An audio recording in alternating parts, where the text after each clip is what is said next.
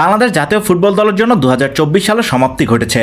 পুরো বছরে 8টি আন্তর্জাতিক ম্যাচ খেলেছে বাংলাদেশ, যেখানে 2 জয়ের বিপরীতে হেরেছে বাকি 6 ম্যাচ।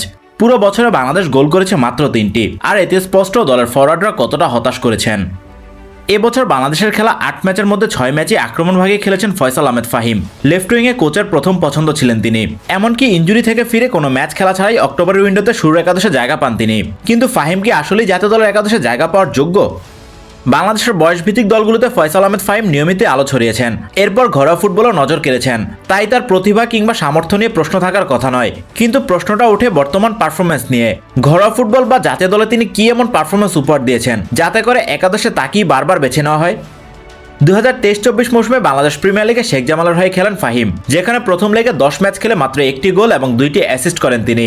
এর সঙ্গে ফেডারেশন কাপে 2 ম্যাচে করেন 2 গোল।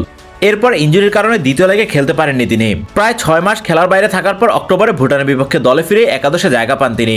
কিন্তু এর মাঝে তিনি কোনো প্রতিযোগিতামূলক ম্যাচ খেলেননি, এমনকি গত মৌসুমে তার পারফরমেন্সও প্রত্যাশামাফিক ছিল না। তাহলে কেন ফাহিম বারবার একাদশে?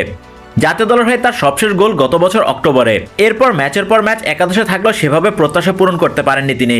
এবছর 6 ম্যাচ খেলেও করতে পারেননি কোনো গোল কিংবা অ্যাসিস্ট। তারপরও এই ফাহিম একাদশে কোচের প্রথম পছন্দ। তাহলে প্রশ্ন উঠতেই পারে, ফয়সাল আহমেদ ফাহিমের কি কোনো বিকল্প নেই? অবশ্যই আছে, এমনকি সাম্প্রতিক পারফরমেন্সের ভিত্তিতে তার চেয়ে বেটার অপশন রয়েছে। কিন্তু কোচের কাছ থেকে শাহরিয়ার ইমনকে একাদশে সুযোগ দেওয়ার কোনো চেষ্টাই দেখা যায়নি। কিন্তু গত মৌসুমে স্থানীয় খেলোয়াড়দের মধ্যে অন্যতম সেরা পারফর্মার ছিলেন তিনি। 2023-24 মৌসুমে মোহামেডানের হয়ে বাংলাদেশ প্রিমিয়ার লিগে আলো ছড়ান শাহরিয়ার ইমন।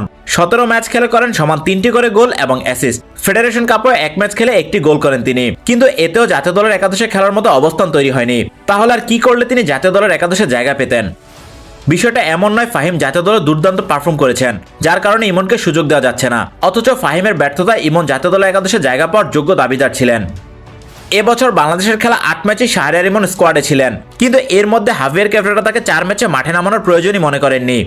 বাকি 4 ম্যাচের মধ্যে অক্টোবরে ভুটানের বিপক্ষে শুরুর একাদশে জায়গা পান ইমন। অবশ্য এই সুযোগ পাওয়ার পেছনে ছিল রাকিব হোসেনের ইনজুরি। আর বাকি 3 ম্যাচে বদলি হিসেবে নেমে খেলার সুযোগ পেয়েছেন 66 মিনিট। এর মধ্যে যখনই সুযোগ পেয়েছেন নিজের ঝলক দেখিয়েছেন। সবশেষ ম্যাচে জয় সুযোগ গোলে সবচেয়ে বেশি অবদান ছিল তার। তাই তো গত মৌসুমের পারফরমেন্সে আরো বেশি প্লেইং টাইম ডিজার্ভ করতেন তিনি। তাহলে হয়তো দলের আক্রমণ ভাগের শক্তি আরো বৃদ্ধি পেত। যে ভালো করবে সেই জাতীয় দলে খেলার সুযোগ পাবে। যদি একই পজিশনে আপনার হাতে একাধিক বিকল্প থাকে তাহলে তাদের থেকে যে সেরা তাকেই সুযোগ দিতে হবে। আর এভাবেই একাদশে জায়গা পাওয়া নিয়ে ইতিবাচক প্রতিযোগিতা শুরু হবে। একটি জায়গার জন্য যখন একাধিক খেলোয়াড় লড়াই করবেন তখন তারা নিজেদের সর্বোচ্চটা দিয়ে চেষ্টা করবেন, আর এই প্রতিযোগিতা দলের জন্যই ভালো ফল বয়ে আনবে।